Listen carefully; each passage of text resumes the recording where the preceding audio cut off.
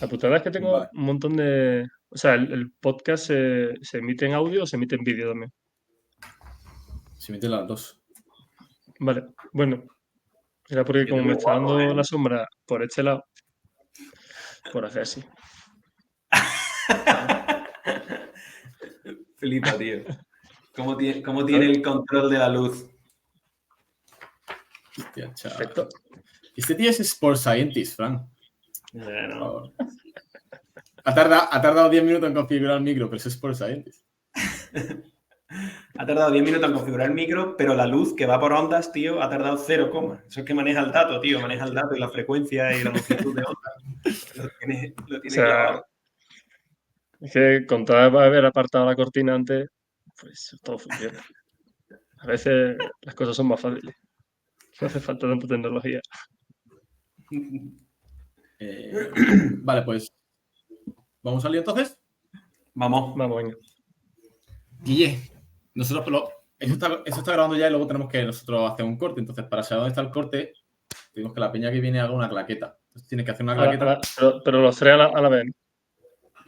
No, la tienes que hacer tú solo cuando te salga del nabo. Mierda. Vale.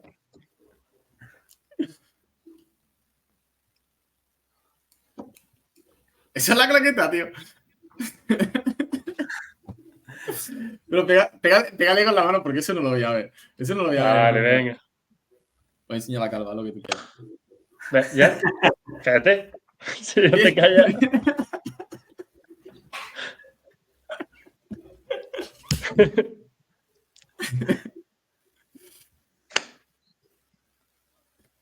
Bienvenidos una vez más, Manda Huevos, el podcast. Hoy tenemos por aquí un invitado muy especial, Guillermo Sánchez, pero antes, Fran, ¿qué tal estás? ¿Cómo te trata tu pequeña terrorista? ¿Te deja dormir ya o no? No. De hecho, ahora aparte del sueño interválico de alta intensidad que te comentaba que estaba practicando, ahora ya directamente es que me voy a otro sitio a dormir. Ahora ya no solo juego con la intensidad y la duración del sueño, sino que juego también con variabilidad en los espacios. Entonces, hay noches que directamente me voy a otro lado a dormir, Carlos. Y... Me encanta. Bien. Me encanta el sueño diferencial. Voy a extremo. Así que bien, tío, bastante bien. Ay, tremendo. Lo que es el constraint más fuerte de la vida es una hija. La verdad que sí. Para el sueño bastante.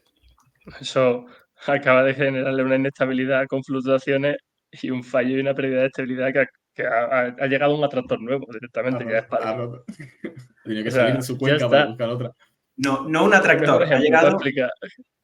el atractor. El atractor. Pero con guión bueno, en medio, ¿eh? Es A guión Claro. tractor, Claro. porque se lleva por delante todo lo que le ponga. El siguiente fallo o pérdida de estabilidad ya es la muerte. O sea, está claro, es el proceso natural. Está bien. Ya tenían los datos de variabilidad de Fran antes y después de la niña, tío. Mi variabilidad es, por la mañana recién levantada, es un punto. En esa nebulosa es un punto. No. Es así, tío. Es así. No. Totalmente lineal, no hay variabilidad ninguna. Es lineal totalmente. Está muerto. Y bueno, por aquí tenemos a Guille, el cual ya veis que tal y como empieza el podcast, si no tenéis un máster en sistemas complejos, lo vais a entender poco. Iremos haciendo las cosas un poquito más caras.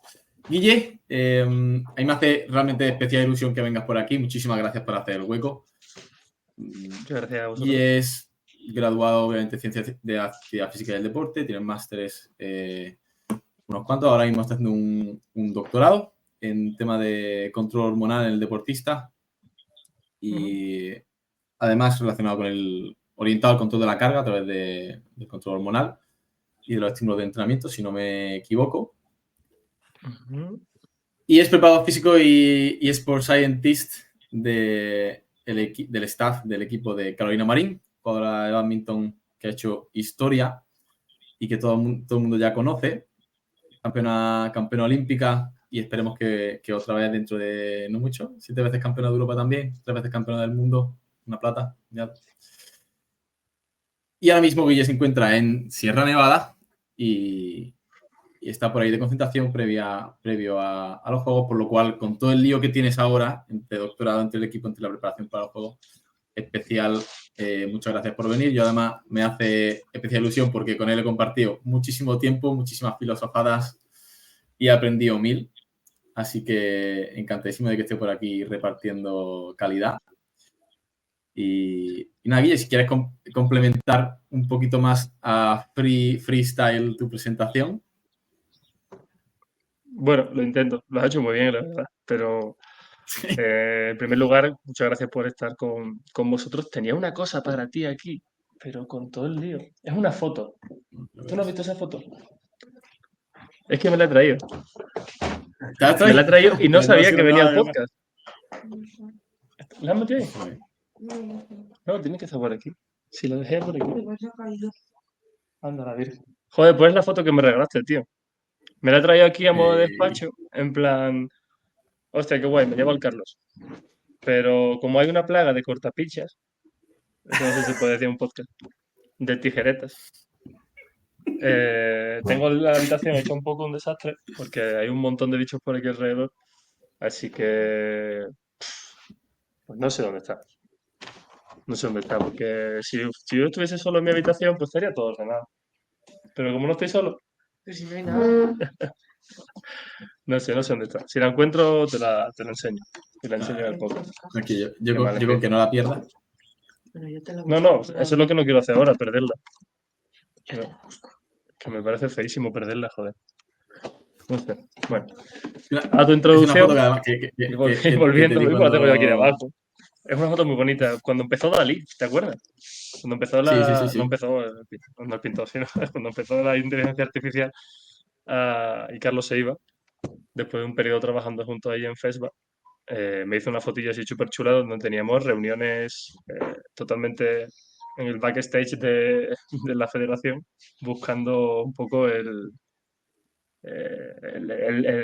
pensamiento crítico de todo lo que hacíamos en el día. Y era muy bonito porque nos sentábamos en un banco a tomar el sol y ahí estar 20 minutos. Y tenía que ser 20 minutos porque a partir de los 20 minutos ya, a esa hora, normalmente la vitamina D ya se había producido, entonces ya era una tontería seguir hablando porque ya la vitamina D se había recargado y nos teníamos que ir para adentro a seguir trabajando, ¿no?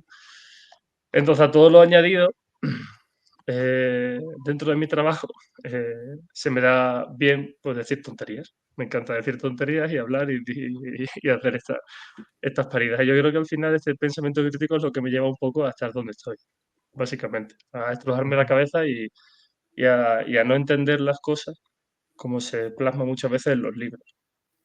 Entonces, dentro de esa descripción que has dado tan bonita, pues yo creo que un poco de crítica continuamente hacia mí mismo es lo que me hace pues llevar un poco esa vía de conocimiento y de estar donde estoy en este equipo tan magnífico y súper chulo que es el equipo de Caro, que gracias a que es solo una deportista quizás se pueden hacer cosas extraordinarias también con ella. Entonces, bueno, esa ha sido la presentación. Lo siento. Queréis que fuese más espectacular.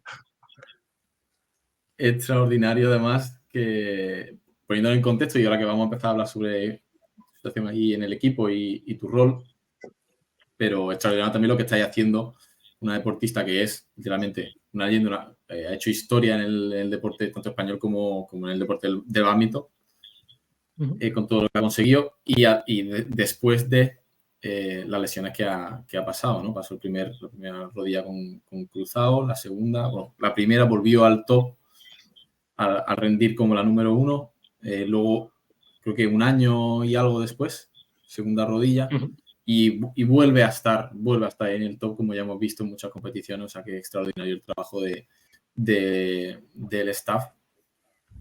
Y queríamos tirar un poquito por ahí, ¿no? Para conocer un poco más cuál es tu trabajo en el día a día y cuál es tu contexto y tu entorno, cuál es la estructura, cómo estáis estructurados en el staff de Carolina Marín, de una deportista tan importante, y cuál es, digamos, tu rol y tu papel dentro de ese staff. Bueno, Caro es una excepción y yo creo que pocos organismos, porque pocas entidades se encuentran alrededor de un deportista de la forma en la que nosotros entendemos cómo el staff se tiene que organizar, ¿no? Es verdad que las rodillas y esas dos grandes lesiones que tiene nos llevan a un estado de fragilidad. Lo normal es que el sistema se vuelva frágil. Empiecen miedos, inseguridades, dificultad para hacer dolor, incapacidad, fatiga.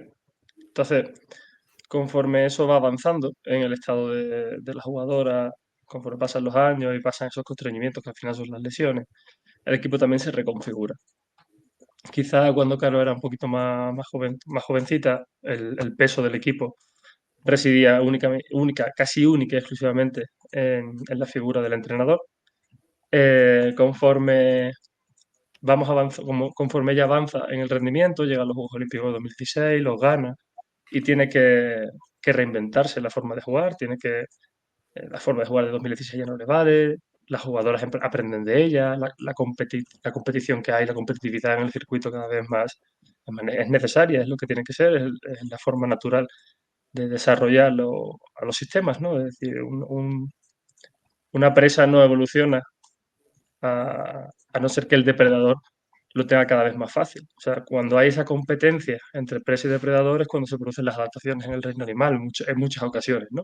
Entonces, cuando cambia el entorno es cuando tiene que mejorar el deportista. Y en este caso, Fernando, su entrenador, lo hizo muy bien, que es abrir el equipo. Entonces, en ese caso, abrió el equipo a otro técnico, varios fisios, psicología, pero psicología integrada en el entrenamiento y la preparación física, y él se quedó en la parte más del entrenamiento. Esas serían las partes, pero lo interesante del equipo es cómo se interrelacionan esas partes. A día de hoy todos intentamos saber un poquito de todos. No intentamos resolver problemas complejos eh, intentando hacer soluciones simples. O sea, si tenemos un dolor, el dolor no se soluciona con un tratamiento solamente del físico, sino que intentamos integrar ese dolor dentro de todas las áreas. Intentamos que Fernando conozca qué es el dolor, igual que el fisio puede demostrarte, decirte en su parte, en su parcela, qué es el dolor. Nos sentamos todos, yo desde mi parte, María desde su parte, que es la parte más psicológica, y aprendemos de todas las áreas. Cuando todas las áreas aprenden un poquito sobre lo que es el dolor, nosotros podemos ir a la deportista a intentar mejorar su dolor, ¿vale? Entonces, se vuelve un sistema que no es un sistema desde la perspectiva multidisciplinar, sino que es un sistema transdisciplinar. Un sistema donde yo me veo obligado a conocer otras partes. Y conociendo un poco de todas las partes podemos hablar en un idioma común, que al final es lo que se pretende. Entonces yo creo que esa es la evolución del equipo. Y a partir de ahí, la información que se le transmite a la jugadora siempre va en una dirección u otra, para que ella se haga cargo y participe también del proceso. Entonces la deportista deja de ser una deportista que reacciona, que obedece a los entrenamientos y a una programación, sino se vuelve una coayudante de la misma. Y todas las partes intentan implicarla un poquito desde su área a que la mejora, por ejemplo, del dolor de la rodilla después de la segunda lesión puede mejorarse desde factores como, por ejemplo, la tolerancia al dolor a nivel psicológico, desde factores que pueden ser puramente locales, como es la relajación de los grupos musculares, o simplemente desde mi perspectiva explicándole qué es el dolor y para qué sirve el dolor. Entonces, cuando nosotros podemos hacer eso, los umbrales del dolor normalmente bajan. La preocupación baja y la capacidad de movimiento vuelve a funcionar. Y ese es el pasito, ¿no? Entonces, mediante el ejemplo de dolor, podríamos hacerlo también a través de la lesión, a través de la fatiga o a través de lo que es la adaptación o el rendimiento. Todos esos procesos son procesos anidados, donde desde las escalas micro hasta las escalas macro hay una interrelación. Y a veces nos fallan los aspectos más micro, otras veces nos fallan los aspectos más macro. La función de cada uno de nosotros es identificarlo, qué aspecto puede ir fallando un poco más o menos, e intentar ayudar al sistema a que genere una nueva sinergia y se adapte. Y un poco yo me encargo de que eso se cumpla, de que todos de que todo el staff vaya al unísono, de mandarnos información. A veces información sensible donde María tiene que cortar mucho porque a mí no me interesa saber cuál es el problema. A mí me interesa saber si hay un problema y por confidencialidad de los datos, María a lo mejor no lo suelta porque la propia deportista no quiere que lo haga. Eso es una limitación, es un constreñimiento más que tenemos en el equipo, pero a mí no me interesa tanto saber eh, la función exacta, sino la funcionalidad, o sea, si funciona o no, ¿vale? Entonces, si hay un problema, María puede ayudarnos también sin decirnos cuál es el problema exactamente o cuál es la parte afectada, qué es lo que está pasando, ¿vale? Entonces, bueno, me encargo también no solo de la preparación física y la parte de la redactación, sino de tener la bondad de intentar reunir siempre al equipo para tomar decisiones en conjunto, aunque el entrenador sea el último que a través de escuchar a todas las personas toma esa decisión, junto con la deportista. Entonces, un poco, no sé si lo he explicado bien. Carlos, a mí se me ha venido a la cabeza, pero claro, creo que ha explicado el contexto actual perfecto, ¿no? Y un momento de transdisciplinariedad entre todos los componentes del staff brutal ahora. Pero estoy imaginándome un poco porque si llevas con Carolina, puedes llevar ya casi 10 años o 10 años. No, bueno, casi 7. Casi 7. Casi 7. Entonces, en esos 7 años, ¿cómo es el comienzo de Guille, de tu figura dentro de ese sistema y cómo ha evolucionado hasta llegar al punto en el que está ahora? ¿O directamente desde el principio ya todo funcionaba como está funcionando ahora? ¿O se ha No, modificado la forma de comunicarse? ¿Cómo ha sido ese proceso? no, yo creo que al inicio la figura era más autoritaria, más vertical, desde la orden y no desde el orden natural de las cosas, ¿no? Y, y no es culpa de Fernando, ¿eh? Es una forma de entender el deporte que tenemos desde hace muchos años, donde el entrenador manda y el deportista ejecuta. Carolina se ha criado desde pequeña en ese sistema y lo hace muy bien. Es una soldado de locos. Pero cuando la competitividad que hay en la liga o en sus sistemas de competición, en este caso bueno, los circuitos mundiales, Juegos Olímpicos y demás, las jugadoras en general, aprenden del estilo de juego de Carolina o del físico que tiene Carolina o de cómo juega Carolina, se hacen cada vez más competitivas. Entonces, para resolver problemas cada vez más difíciles, Fernando es el que abre el equipo y dice, señores, yo ya no abarco más. Mi conocimiento es limitado porque no me da para estudiarlo todo, por lo tanto necesito a personas que sean especialistas en cada una de sus áreas, pero que tengan la humildad de querer aprender de otras áreas. Por lo tanto, él es la figura que reúne al equipo. Es un poco el Capitán América que reúne a los Vengadores, ¿no? Pues un poco así. Pero eso lo hace él a través de la lectura. Eso lo hace él a través de intentar entender al organismo como un supersistema donde cada una de las partes son importantes y la interacción de las partes hacen que emerjan los comportamientos. Por eso, el deporte a día de hoy cada vez más complejo y cada vez se ve más staff en un equipo bueno, en cualquier equipo. Si te vas a los años 60, en el baloncesto había 12 jugadores, los mismos jugadores que hay ahora, y había 4 entrenadores, y a día de hoy creo que hay prácticamente un técnico por cada jugador, que, que no por meter más técnico al final las cosas funcionan mejor. A veces hay límites, hay puntos críticos donde si metes muchos técnicos al final se te desborda el sistema, pero encontrar un equilibrio, encontrar una metaestabilidad entre distintos componentes que además tengan esa humildad de querer interaccionar, de querer aprender de otras áreas, yo creo que es la clave con la que dio Fernando. Entonces cada uno aportamos en el proceso sin que ninguno tengamos la mano de mida del éxito atrás nuestra. Y todo eso se va Guille, integrando. eh, Entonces, parte desde una escala muy vertical, de arriba hacia abajo, y ahora es más bidireccional e incluso horizontal, donde cada uno tenemos un rol, pero es intercambiable y lo bueno es que podemos debatir muchas cosas y sin llevárnoslo a lo personal, porque mismamente en la concentración de ahora he debatido con Fernando la necesidad de parar. de que a veces menos es más. Y me impongo un poco con mi criterio y él tiene la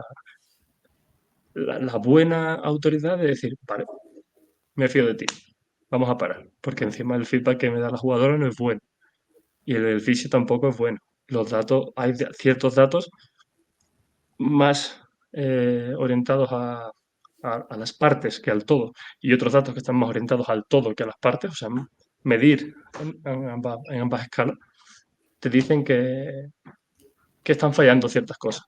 Y bueno, cuando hay muchas perturbaciones, al final puede llegar a un punto crítico que en nuestro caso puede ser un cambio de estabilidad o que es una lesión, por ejemplo.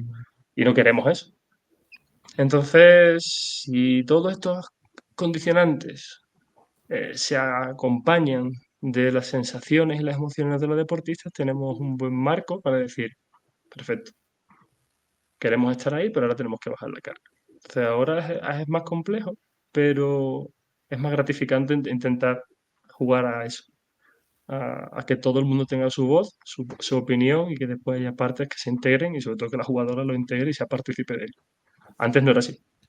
Antes, claro, iba a cholón a lo que tú le mandaras y hasta que no se hiciera bien no se terminaba, ¿no? ¿Puede pasar eso a día de hoy? Puede pasar a veces, pero no es el camino. Pero a veces puede pasar, donde la jerarquía vuelva a ser de Fernando y diga, de aquí no te vas hasta que no hagas esto. Bueno, Oye, y hablando de todo este proceso en el que al final se ha ido abriendo más, habéis incluido más figuras dentro del staff y habéis tenido que conocer quizá cada vez mejor de distintas áreas para poder de forma coordinada apoyar al deportista, en este caso Carolina.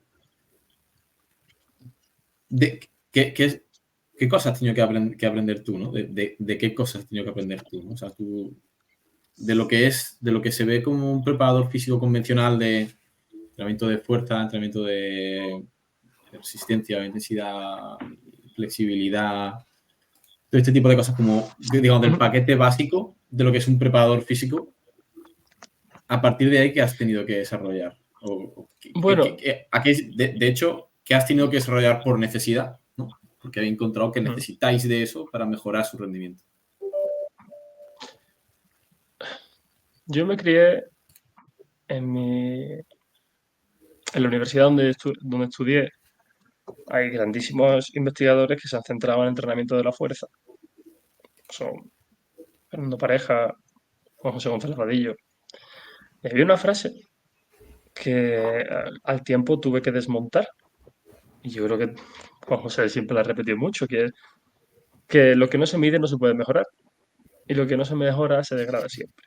Bueno, es una frase que se atribuye a otra persona, pero que él la modifica un poco, que es William Kelvin, que todos conocemos a William Kelvin, ¿no? Un matemático británico, no pasa nada. El problema es que eso es un reduccionismo bastante ingenuo, ya que hay cosas en la vida que no se pueden cuantificar y que no se pueden medir. Por mucho que yo sea capaz de cuantificar la pérdida de una sentadilla en un índice de esfuerzo o a través del porcentaje de la velocidad, yo no puedo cuantificar el disfrute de la persona en el entrenamiento, por ejemplo. O en un país se puede calcular el Producto Interior Bruto, que es un poco los recursos que tiene ese país, pero el Producto Interior Bruto va acorde con la calidad de vida de las personas. ¿Alguien mide la calidad de vida de las personas? Entonces, durante todo este tiempo aprendí a valorar lo no cuantificable también. Y eso te hace empezar a leer otras cosas como por qué nos movemos, jugar con el movimiento. Como un preparador físico más, no dejo de lado esa parte reduccionista es una forma fácil de cuantificar la producción de fuerza en un ejercicio, pero mis entrenamientos tienen que tener un componente emocional, porque todos los aprendizajes motores, o la mayoría de los aprendizajes motores, siempre están vinculados a emociones. Si las emociones son positivas, los aprendizajes también son mejores. ¿Tú puedes aprender con emociones negativas? Por supuesto. La letra con sangre entra. Lo puedes hacer. Es una buena forma. También está demostrado que se puede hacer. Tú puedes apalear a la gente y también aprenden. Pero no es la mejor forma de llevar a un deportista quizás que ha pasado por lesiones y que ha pasado por distintos estrés o perturbaciones en su vida a continuar con su desarrollo. Entonces, es una paradoja, un poco que solo pensemos en números mientras que vivimos en un mundo donde la mayoría de las cosas no se pueden cuantificar. Y ir con la idea continuamente de medir, de ver la pérdida de velocidad, de ver cómo se fatiga y tal, pero no preguntar si el entrenamiento te ha gustado o no, algo tan sencillo como eso, hace que la capa extra de complejidad que tiene un poco la vida ni siquiera la estés teniendo en cuenta, ¿no? Y eso es un poco lo que me hizo darme cuenta de que tendría que haber algo más. Y a partir de ahí meterme un poco en este mundo pues, de los aprendizajes diferenciales, de la variabilidad de entrenamientos con perturbaciones, ojo, sin caer en el cientificismo, sin caer en la parafernalia y teniendo claro que yo sigo cuantificando la pérdida de velocidad en una sesión, porque es un dato útil que yo después lo compagino con la percepción de la persona. Y que continuamente, aunque yo tenga mi monitorización de la carga, porque al principio has dicho, Carlos, control de carga, y siendo un poco honestos a la palabra, en verdad nunca pretendemos controlar nada. En todo caso, pretendes describir un poco lo que está pasando. Pero controlarlo Claro. es irte demasiado al, al poder de tú creer que haciendo esto generas unas adaptaciones X, porque este entrenamiento te dice que generas estas adaptaciones. Eso también es otro reduccionismo, ¿vale? Entonces, a base también de ver cómo implementando un programa igual para todos los deportistas, mejoran algunos por igual, y cuando lo hago individualizado, mejoran cada uno más o uno menos, y yo decía, hostia, ¿qué pasa aquí?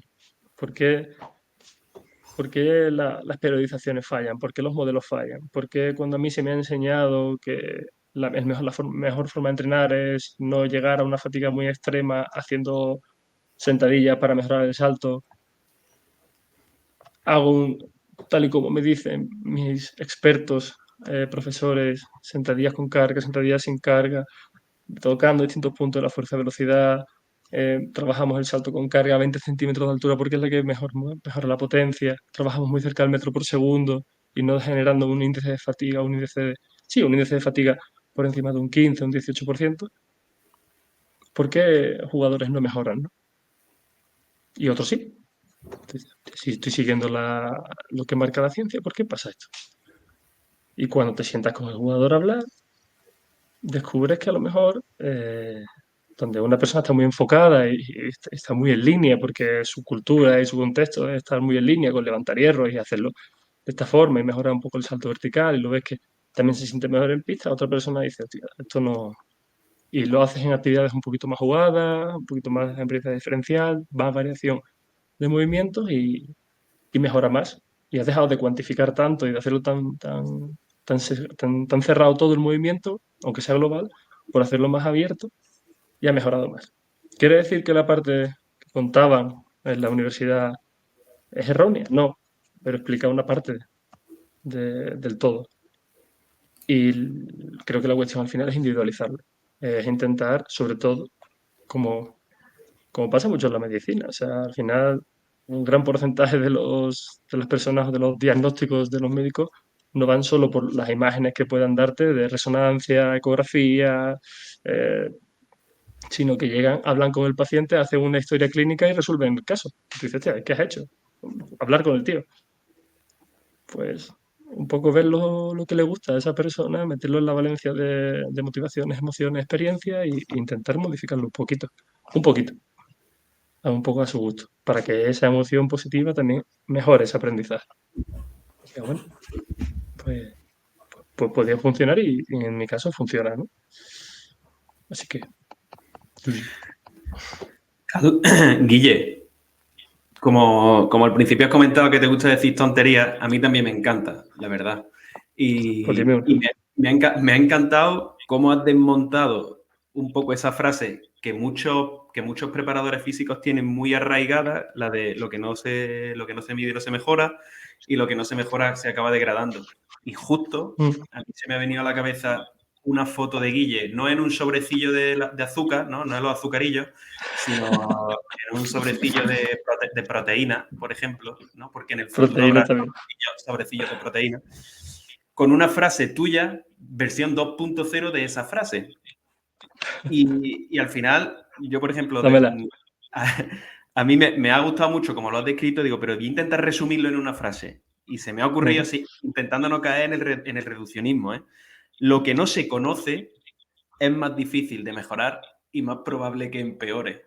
Y digo, creo que puede ser una buena versión 2.0 para que esos preparadores físicos que están demasiado constreñidos por los datos, ¿no? Y a veces se pierden el entorno, ¿no? Al final, como decía Ortega y Gasset, yo soy yo y mis circunstancias. Yo creo que ha proporcionado una descripción muy útil de, oye, los datos son muy importantes, pero no son lo único importante. Y guiarte solo por los datos a veces te puede llevar a situaciones donde los datos no te aporten la solución. Entonces, lo que no se conoce es más difícil de mejorar. Entonces, cuanto más amplio tenga ese contexto, ¿no? Creo que es muy interesante y creo que la reflexión que has soltado puede ser un punto de partida muy interesante para todos los que nos escuchen, que estén un poco en ese momento de estar terminando la carrera o un poco muy obsesionados con el tema del análisis de datos o incluso emborrachados en datos, ¿no? Porque a veces la cantidad de información que maneja un preparador físico es súper grande. Pues nada, chapo por esa reflexión y ojalá vea en el futuro esa versión 2.0 en un sobrecito de proteína o una versión 3.0 que a ti se te ocurra que sea mejor que eso. ¿Cómo has dicho la frase? Máquinas pensadas del CAR, tío. ¿Cómo has dicho la frase que a lo mejor te la mejoro un poquito solo? Ahí está, no, esto tiene que mejorar de aquí a la versión 7.0. Lo que no se conoce es más difícil de mejorar y más probable que empeore. Vale, hay otra, ¿puedes poner lo que no se conoce de lo que no se conoce? Sí, porque tú hombre. puedes saber, claro, porque tú puedes no saber Me gusta rizar el algo rito, de lo tío. que conoces. Tú puedes decir, hostia, yo no conozco sobre biomecánica, ¿vale? Por ejemplo, o no conozco sobre la teoría del impulso. Y tú dices, sé que eso no lo conozco, pero ¿y lo que no conoces de lo que no conoces? Sí. Que no conocen Eso ya es el next level. El siguiente cuadrante, ¿no? Claro, Luego, ni siquiera te planteas que eso exista. Manu Solarjona tiene una frasecilla muy guay en el libro hablando de esto. Me encanta que haya sacado el tema porque Manu que tiene está muy grandísimas candente frases con por los ese datos, libro, es horrible ese libro. Es una maravilla, tío, es una maravilla. Y decía Una algo así maravilla, como, no todo lo que importa se puede medir y no todo lo que se puede medir es importante. Porque tenga un dato no significa que lo que hayas medido un dato sí, era como, importa para creo que es con lo que no todo lo que cuenta se puede contar, ¿no? Es así. Sí, Y no algo todo así. lo que se puede contar cuenta. Exactamente. Qué buena. Entonces, hay cosas que todavía no podemos, sabemos que son importantes, no podemos cuantificar, no sabemos si algún día seremos capaces, pero no significa que tengas que despreciarlas, ¿no? Y una reflexión que a mí la verdad me flipa. Por eso yo creo que una de las cosas que más he aprendido es acercándome en este caso a María, a la parte de la psicología. La psicología, por un lado, o sea, la psicología tiene una dicotomía muy grande. Por un lado, la mayoría de los manuales psicométricos los han hecho psicólogos. O sea, cuando tú ves un test como el SF-36, que ese es sencillo, pero si ves un test, por ejemplo, que está relacionado con el diagnóstico de una patología a nivel mental, ese test está súper bien diseñado y está hecho por psicólogos normalmente. Los mejores psicométricos son psicólogos y la asignatura de psicometría en psicología es un pepino. O sea, es muy difícil de aprobar esa asignatura porque sabes lo importante que es. Sin embargo, sabiendo lo importante que es la psicometría, la mayoría de los psicólogos renuncian muchas veces a pasar largos test evaluativos de ese modo y se centran más en la historia clínica. Y yo creo que lo que nos tiene que enseñar mucho la psicología a los preparadores físicos, sobre todo, es cómo hablar. No sabemos comunicarnos muchas veces y sobre todo no sabemos escuchar. Y eso no se aprende en la carrera. No hay, no hay una asignatura en la carrera de Ciencias de la Actividad Física y Deporte que sea aprender a escuchar. Y nos enseñan mucho a que parece que trabajamos, nos enseñan mucho los sistemas fisiológicos, la biología, el entrenamiento, pero desde una parte aislada y reduccionista, y nos enseñan poco a ver la transversalidad de las cosas. Y coño, dentro de la psicología del deporte, que es una asignatura, a mí me hubiera gustado que tuvieran dicho, oye, hoy vamos a aprender a escuchar, vamos a aprender a comunicar, vamos a aprender a cómo hablarle a esta persona para conseguir algo. Eso lo hacen muy bien los psicólogos. No sé por qué, no sé si se lo enseñan muy bien en su carrera o al final la propia psicología llama a los psicólogos a que formen parte y hay una parte de estas personas que se reúnen allí y se retroalimentan entre ellos y al final acaban siendo buenos conversadores, escuchan bien y pueden proponer cosas, ¿no? Pero yo creo que uno de los límites que tenemos muchas veces los preparadores físicos es que nos hemos centrado tanto en los datos que escuchamos poco.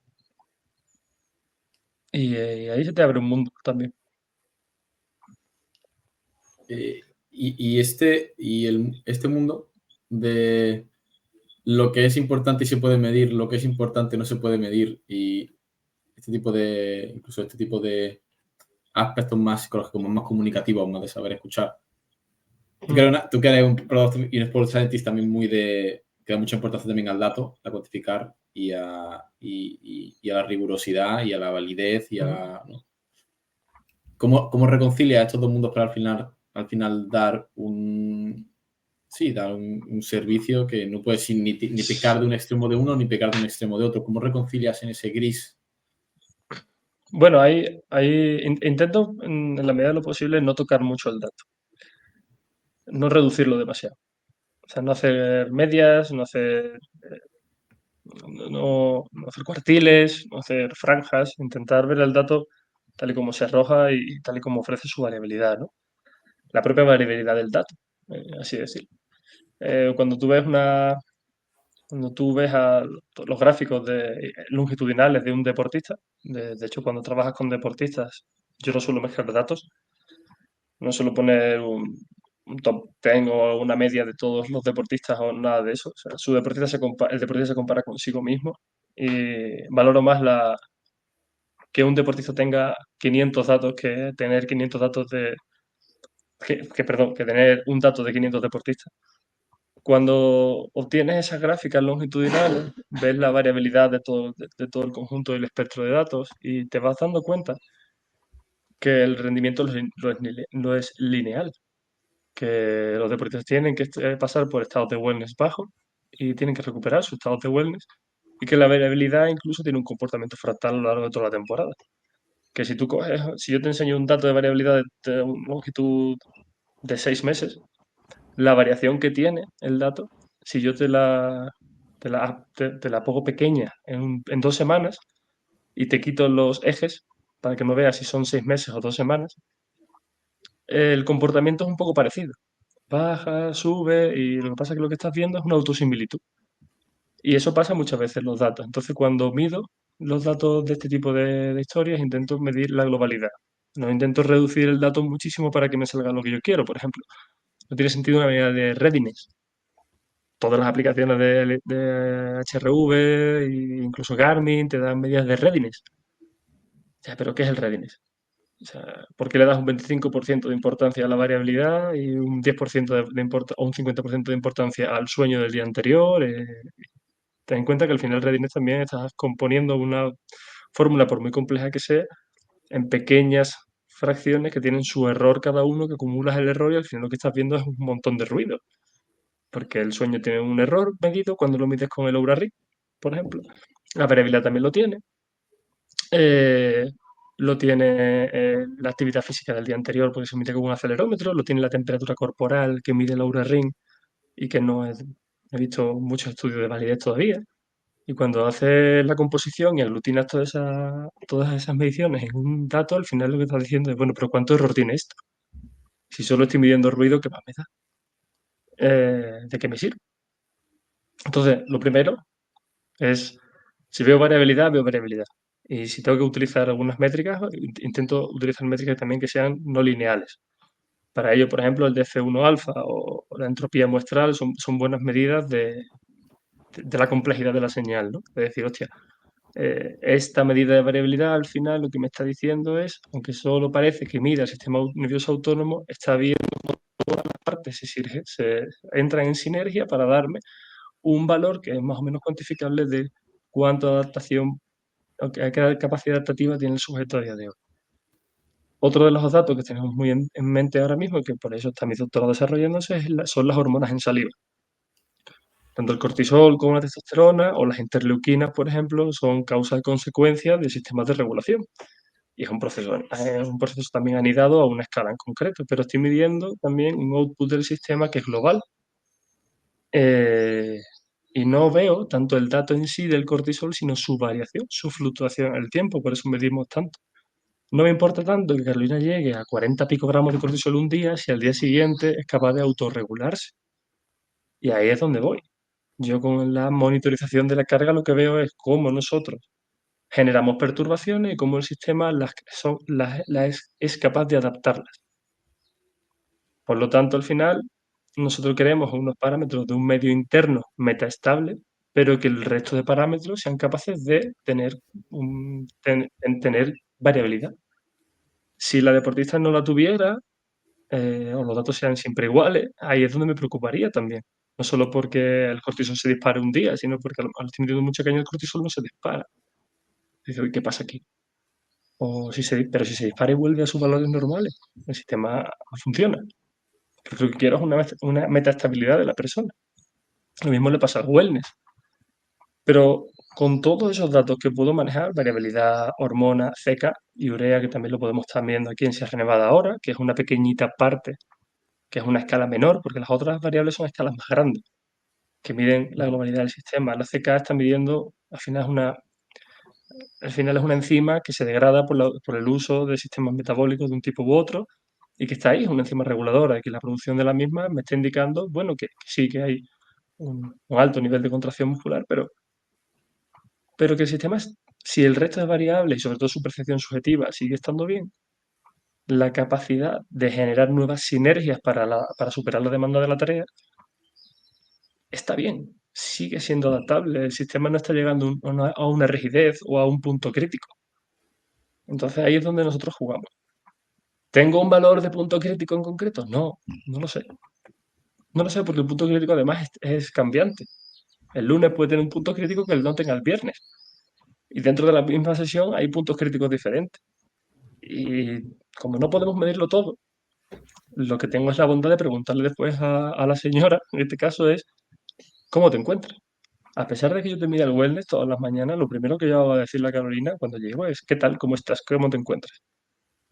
Y dentro de todas las variables que mido, las más importantes, una de las más importantes para mí es su percepción de ese pedacito que ponemos en observaciones, donde ella me escribe, hoy me he levantado así, o me siento así, o me encuentro tal. Y eso es una información súper importante para nosotros. El resto son informaciones muy relevantes que pueden variar, pero que sobre todo lo que yo veo es, cuantifico esa variación y veo si se restaura. Si se restaura, no hay ningún problema, pero no voy buscando un valor objetivo. No hay ningún valor objetivo. No me importa que Carolina tenga un 4 de variabilidad, 4,9 del logaritmo neperiano de la RMSSD o un 3,8. Me da igual. Lo que quiero es si ese dato se restaura después de todos los procesos o de todas las perturbaciones que hay en el entrenamiento. Y esos son signos de adaptación. Que tendríamos que hablar después de qué es una adaptación. O que es una fatiga, pero bueno, ya es otro. Guille, me parece flipante porque, ya te digo, muchos entrenadores hablan de la complejidad, ¿no? De entender al deportista como un sistema complejo. Iba a decir algo, Guille, que te he cortado, perdón. No, nada, que se me esté quedando sin batería, te voy a enchufar el ordenador. Te decía, tío, Pues, digo, ¿quieres claro, cortarlo en podcast? a ese entender el deportista como un sistema complejo, por tu parte como preparador físico, bueno, como miembro del staff, no voy a constreñirlo como preparador físico, requiere de un ejercicio de humildad tan grande a la hora de navegar entre la información de esa forma y de aprender a trabajar con un nivel de incertidumbre bastante alto y una capacidad, si antes comentabas que aprender a escuchar es muy importante, aprender a observar, pues yo creo que aquí en este entorno te tienes que convertir en un observador muy, digamos, un observador muy preocupado, ¿no? Y monitorizar pues, todas esas variables sabiendo que va a navegar por un mar de incertidumbre casi a diario y ser lo suficientemente humilde como para decir, oye, en algunas de las decisiones sé que es probable que cometa errores, ¿no? Porque Pero, trabajar con de complejidad hecho, lleva implícito eso. claro, es bonito abrazar esa incertidumbre también. Nos genera mucho pavor la incertidumbre, es una mierda a mí también, todos los días. Basura. No sé dónde voy a estar trabajando dentro de 6 meses, me genera ansiedad. Y ahí la has dado. Esa incertidumbre es lo que no nos permite abrir un poco las miras. El reconocer que no lo puedes controlar, que no es un coche, que los modelos mecanicistas al final lo que intentan es controlarlo en vez de dejar que exista y que funcione. Yo no quiero conocer, quizás no quiera conocer cómo funcionan cada una de las partes y la interrelación que tienen cada una de las partes. Lo que sí quiero saber es si funciona o no funciona. Y un organismo como Carolina, que lleva 31 años existiendo, funciona. Y ha superado muchas barreras, muchas adversidades, por lo tanto yo tengo que abrazar la incertidumbre. Y nos cuesta mucho hacer eso porque no somos muy reduccionistas muchas veces. Nos encanta que la causa y el efecto estén aquí. Y que si no duermo es por culpa de mi niña, que puede ser un factor, es una gran perturbación. Pero Fran puede no dormir porque, además de su niña, pues, aunque su trabajo sea excelente, pero está entrenando poco. Esa otra perturbación que no se tiene en cuenta, porque al final somos muy reduccionistas y lo primero que has dicho al entrar en el podcast es estoy durmiendo muy poco y es por culpa de mi niño. De Que no es hecho, mentira. te voy a poner un ejemplo. La otra noche, mi mujer y mi hija se fueron con los abuelos, dormí solo y dormí peor que con mi hija. Entonces, ahí Fíjate, tienes un ejemplo también a ver qué de pasa. variabilidad. No dormí y no sé por qué no dormí. Entiendo que es pues, porque estaría acostumbrado a dormir de otra manera, ¿sabes? Vete tú a saber. Pero así de compleja es la vida. Sí, totalmente. Entonces, tienes que, tienes que, tienes que hacer un acto de humildad, es decir, yo no puedo cuantificar el proceso de esta persona. De hecho, yo no tengo, hay un artículo súper chulo, yo creo que aquí todos lo hemos ojeado, leído o escuchado. Lo voy a comentar por si los oyentes lo quieren.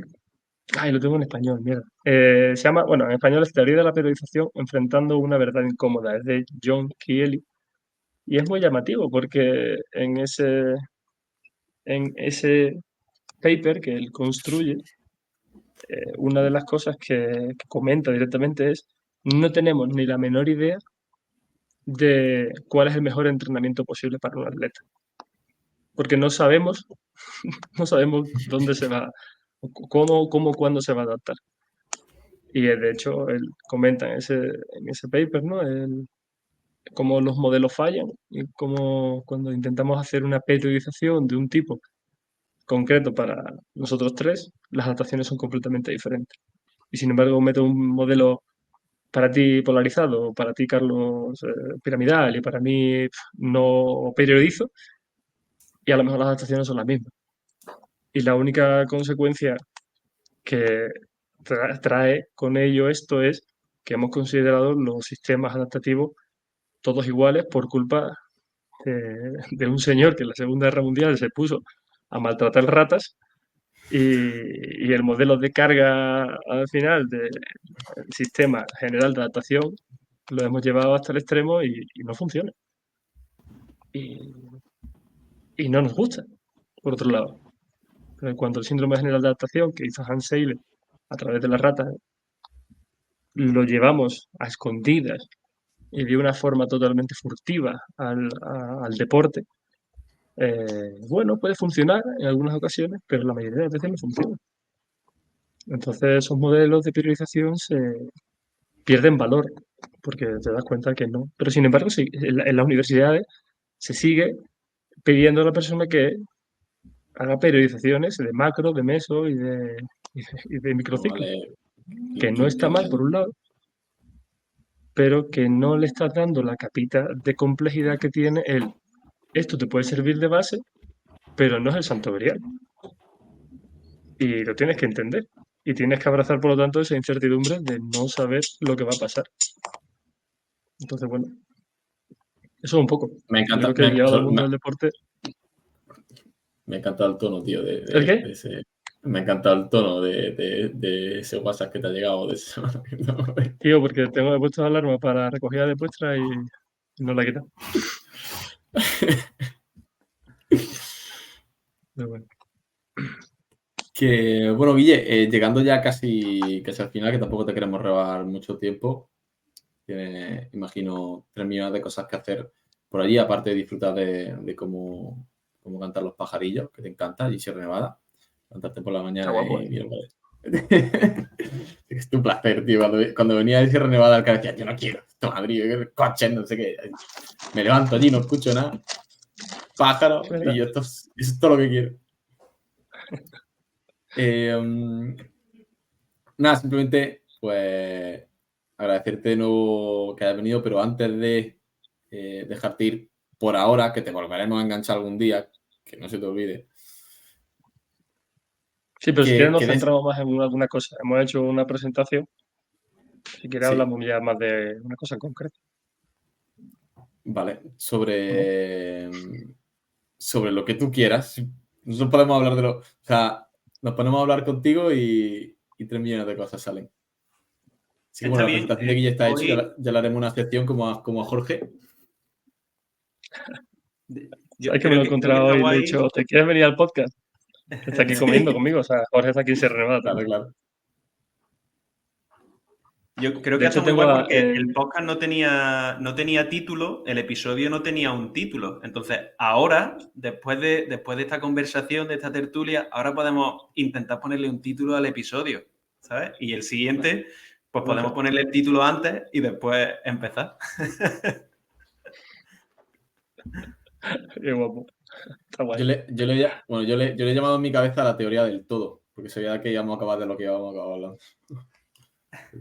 De complejidad y de sistema aplicado al deporte. Bueno, Guille, di. no, nada, pero. Que para que nos dejes, para que la gente indague sobre lo que quiera, sobre lo que tú, alguna recomendación que des, formativa, a nivel de mentalidad, a nivel de, yo qué sé, a lo mejor dice, mira, mírate este documental de Michael Jordan o de Kobe, o léete el libro de Manuel Arjona, o deja de leer el libro, empieza a leer papers, o, oye, mira, deja de medir porque es una recomendación libre y luego una recomendación de persona, de profesional, de no la rata de Hans Seile, por favor, de una persona que podamos invitar al podcast Bueno, para lo que tengo también fácil, reparta ¿vale? calidad por aquí.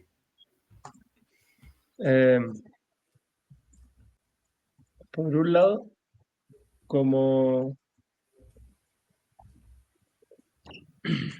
Yo creo que como el acto que estamos llevando a cabo un poquito es a ver cómo los sistemas biológicos han funcionado y funcionan a lo largo de la historia sin necesidad de que nosotros intervengamos muchas veces.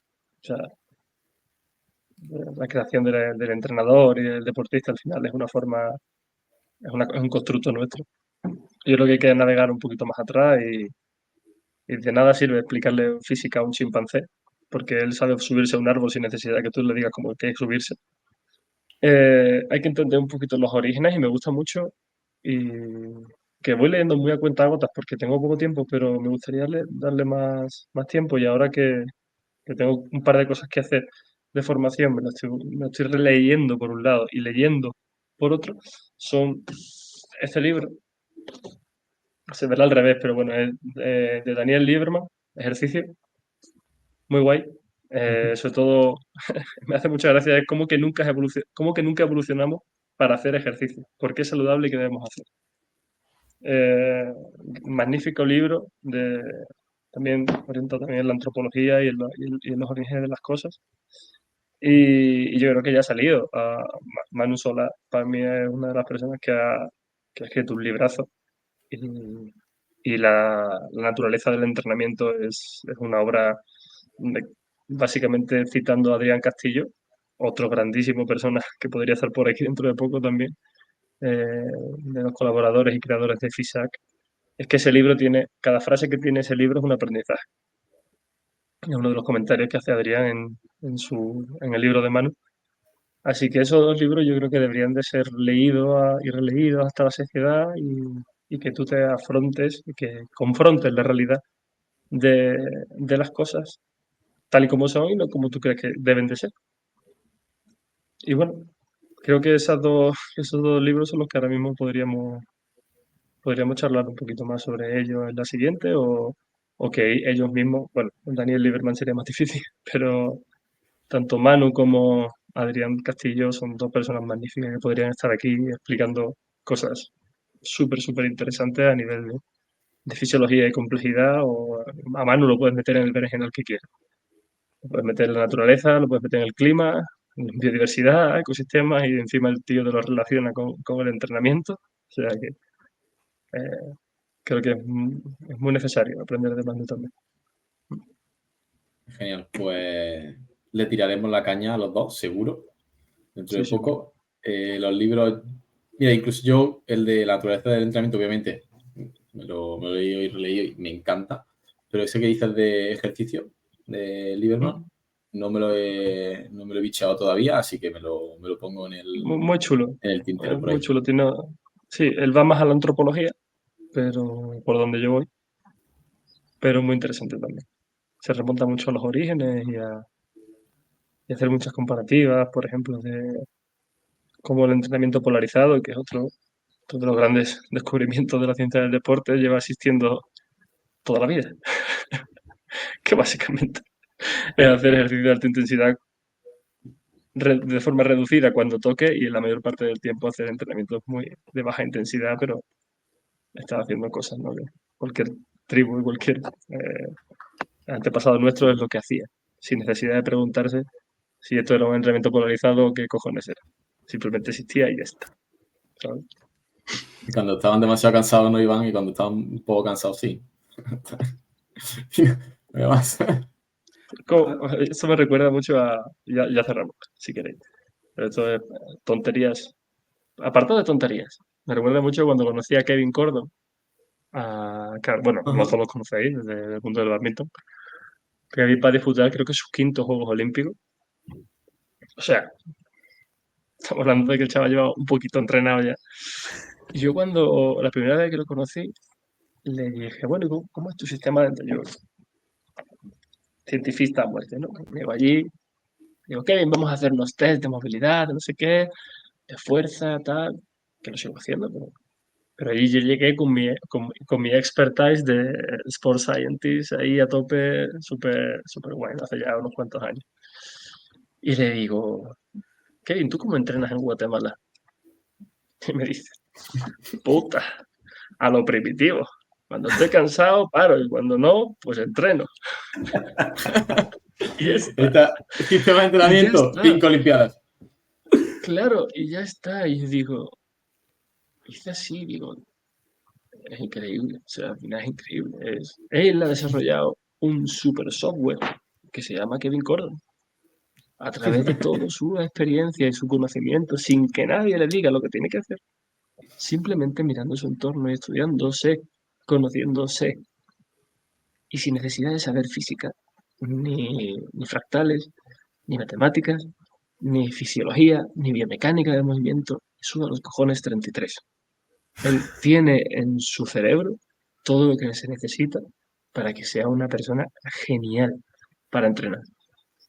Porque su capacidad de transmitir esa información con sus palabras, ni siquiera con un conocimiento científico por atrás, es tan valiosa que a partir de esa concentración él me dice, ¿me llevan los entrenamientos a distancia? Y yo le digo, yo necesito llevar los entrenamientos a distancia. Yo quiero saber hasta dónde podemos llegar con esto. Y es una maravilla. es una maravilla porque él te va dando feedback todos los días de lo que siente, de cómo se encuentra, de tal, no sé qué, y me da mucha más información que todos los datos que puedo captar en un momento determinado del día, porque no puedo estar monitorizando todo el día, y que después me diga todas esas sensaciones y yo diga, vale, y ya lo voy entendiendo yo a él. Entonces él se vuelve un colaborador de todo esto y es magnífico. Entonces es un poco lo que dice Manu, lo que dice Daniel, lo que hablan estas Totalmente. personas, como Natalia Balaguer. Eh, escúchalo, tío. O sea, si saben hacerlo. Simplemente tienes que poner atención, tienes que saber escuchar lo que quieren decir. Entonces, está muy guay. Y estamos hablando de diploma olímpico, ¿no? En Tokio. En Tokio, ¿no? Sí, fue Diploma diploma olímpico. olímpico en Tokio. Con un sistema de Que entrenamiento que muchas hasta me veces estoy cansado, hablo, no tan fuerte, cuando estoy fresco voy a muerte claro, y viene de un país donde el badminton no es nada. O sea, que no ahí es viene de donde voy. Indonesia. O sea, claro, ahí es donde voy. Yo creo que no lo sé cuáles son sus constreñimientos que le llevan a estar donde está, pero sin duda ninguna, cuando Fernando me dice, qué pena que Kevin no ha estado en un país, o que no lo he entrenado yo desde pequeño, para poder haber hecho más con él, y yo le digo, lo mismo no hubieras hecho nada. Lo mismo él necesitaba estar en Guatemala para llegar a donde hasta donde está. Lo mismo él necesitaba el no tener nada para desarrollarlo todo en sí mismo. Y ahora, con todo ese conocimiento, me nutre a mí de conocimiento. Y yo le aporto algo más en el camino, pero él es el que lleva al final todo su ser al entrenamiento, ¿no? Entonces, si a lo mejor hubiera nacido en España, con el modelo que hubiera implementado Fernando, a lo mejor no hubiera, no nacido, pero si se hubiera ido tempranamente a España, lo mismo no hubiera sido lo que es ahora Kevin Cordon, ¿no? Lo que sigue siendo. Podría haber sido mejor o podría haber sido peor, eso no lo sabemos. Pero lo que tengo bastante claro es que su conocimiento de sí mismo hubiera sido diferente, porque todos los constreñimientos que lo hubieran rodeado son diferentes. Entonces, la verdad es que me alegro que se haya quedado en Guatemala a día de hoy. Tiene 39 años y el seguir super rendiendo.